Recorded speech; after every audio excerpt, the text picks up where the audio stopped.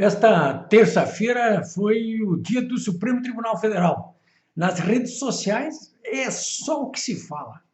E até na própria mídia tradicional, o assunto ganhou muita relevância, principalmente depois que ontem, segunda-feira, o ministro Alexandre de Moraes determinou censura ao blog antagonista e à revista eletrônica que pertence ao próprio antagonista, a Cruzoé. Essa censura se estabeleceu em cima de uma reportagem baseada num documento entregue pelo empreiteiro Marcelo Odebrecht à Força Tarefa da Lava Jato de Curitiba, onde ele respondia a seguinte pergunta da Força Tarefa da Lava Jato: quem é o amigo do meu pai? E o Marcelo Odebrecht não teve dúvidas, é o Dias Toffoli. Foi o que ele mandou e está lá em poder do juiz federal, da vara que julga todas as questões do Lava Jato, juiz que está substituindo o Sérgio Moro. Aliás, esse juiz ele até desaforou, extraiu essa manifestação do Marcelo Alencar, dos autos, do Marcelo Odebrecht, dos autos do processo, porque envolve ali uma figura, o Dias Toffoli, que tem foro privilegiado. Mas a coisa vazou. E vazou só para o blog, o antagonista da revista Cruzoé. E eles publicaram, inclusive facsímile até, reproduzindo essa declaração do Marcelo Odebrecht, onde ele, inclusive, fala que o Dias Toffoli recebeu, quando era chefão da Advocacia Geral da União, no governo Lula, propinas no valor de R$ 1.400.000 relacionados com interesses da Odebrecht em usinas lá do norte do país. Bom, essa reportagem ela repercutiu em todo o país, em tudo que é canto, né? E ontem, segunda-feira, o ministro Alexandre de Moraes, ele censurou, disse: olha, vocês têm que tirar isso imediatamente daí. E no final da noite até impôs uma multa de R$ 100.000 ao blog e à revista, porque, segundo ele, seus editores não estavam cumprindo o que ele tinha mandado. Bom, alguém pode perguntar assim, mas por que o Alexandre de Moraes fez isso aí? Bom, ele fez isso aí pelo seguinte, porque ele foi nomeado, há algum tempo atrás, há menos de um mês, pelo presidente do Supremo, Dias Toffoli, foi nomeado condutor de um inquérito aberto ali por determinação do próprio presidente do Supremo, sem consulta ao pleno, aos colegas dele, são 11 ministros, ele não consultou ninguém. Deve ter consultado apenas o Alexandre de Moraes, né?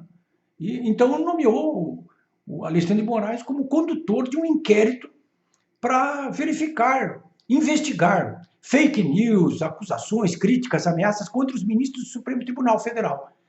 Isso que aconteceu ontem em relação ao blog antagonista e à revista Cruzoé tem tudo a ver exatamente com esse inquérito, que, aliás, nessa terça-feira já, hoje é dia 16, nessa terça-feira, esse inquérito já resultou aí em novas ações, que eu chamo de Operação Protege Toga. Novas operações, inclusive na casa do general da reserva, Paulo Couto, de Brasília, onde a Polícia Federal apreendeu ali computadores, celulares, o que encontrou por ali. O general não estava em casa, mas, enfim, cumpriram o mandato de busca e apreensão ali. E em mais 7 outros lugares de pessoas que, de uma forma ou de outra, usam as redes sociais para criticar ou ameaçar os ministros do Supremo Tribunal Federal. Então, a grande questão que se coloca é a seguinte: primeiro, podia o Supremo Tribunal Federal, de ofício, o presidente do Supremo, abrir esse inquérito? Segundo, poderia o ministro Alexandre de Moraes assumir a condução desse inquérito e determinar essas ações, inclusive da Polícia Federal, que parece ter agido aí, mas com guarda pretoriana nessa questão, né? Poderia? É claro que não podia uma coisa nem outra coisa. Tanto é verdade que, no meio da tarde desta terça-feira, a Procuradora-Geral da República, Raquel Dodge, encaminhou um ofício para o ministro Alexandre de Moraes dizendo o seguinte: olha, eu mandei arquivar esse inquérito aí, tem que arquivar esse inquérito aí. Então não tem mais valor nenhum, nem a censura que Vossa Excelência determinou para cima do antagonista e do Cruzoé, não tem valor nenhum os mandados de busca e apreensão cumpridos, inclusive na casa do general Paulo Couto. Enfim, não tem validade nada do que tem aí. Bom, e aí, me perguntaram, e como é que fica então agora? Então, não vale mais esse inquérito?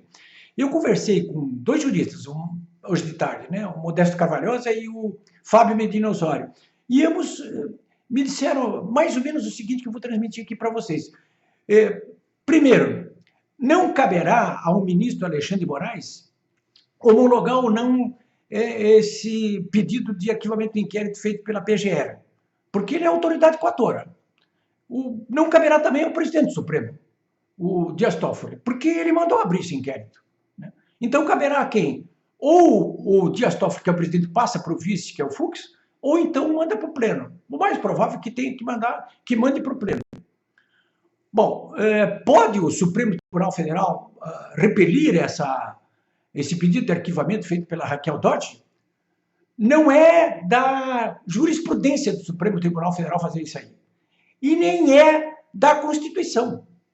Porque há um princípio constitucional muito claro, que aliás vem sendo colocado desde que o Dias Toffoli instaurou esse inquérito, há um princípio constitucional segundo o qual a iniciativa da ação penal pública cabe ao Ministério Público, não cabe ao julgador.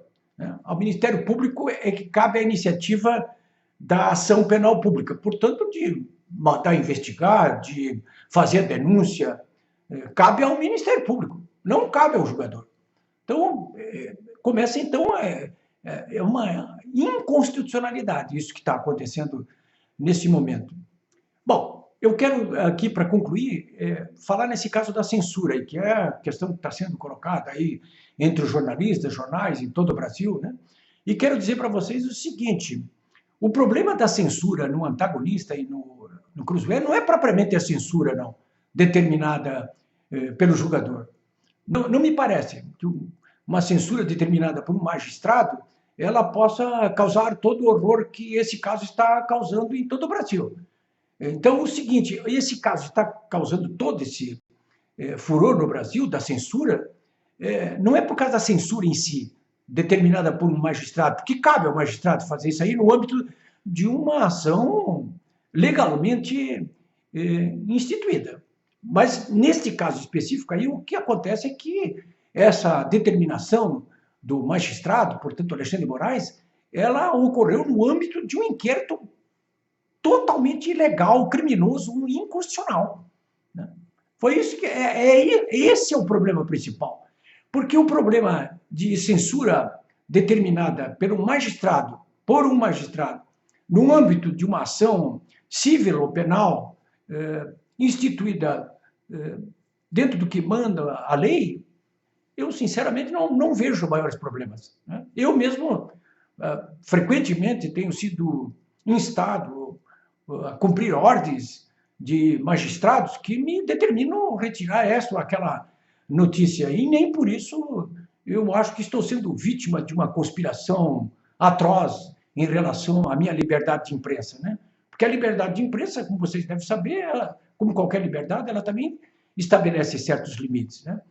Se alguém quiser conhecer a minha história em relação a 30 anos que eu venho batalhando em juízo para me defender de ações movidas no civil e no criminal, de pessoas ou de autoridades que se consideram injuriadas, difamadas ou caluniadas por mim, eu aconselharia aqui a tentar dar uma olhadinha nesse livro aqui, ó, Vanguarda do Atraso, que tem a minha história a respeito dessa confronto, que quase sempre é com autoridades ou personalidades ligadas ao PT, né, ou à esquerda. Aqui tem histórias contadas em detalhes. E aqui também, ó, na Herança Maldita. Infelizmente, eu não tenho mais nenhum exemplar desse aqui para fornecer para vocês. Enfim, era isso que eu queria colocar para vocês. O que é que vai acontecer? O que vai acontecer, na minha opinião, é o seguinte, esse inquérito vai ser arquivado e o Supremo vai ter que recuar isso aí de qualquer outra maneira, entendeu? E é isso aí que vai acontecer. Vocês não tenham dúvida disso aí. Qualquer outra alternativa, que seria, por exemplo, o Supremo homologar o que vem fazendo o Alexandre de Moraes e o Dias Toffoli, qualquer atitude nesse sentido aí vai levar a uma crise institucional cujas consequências nós já sabemos quais são. É isso aí.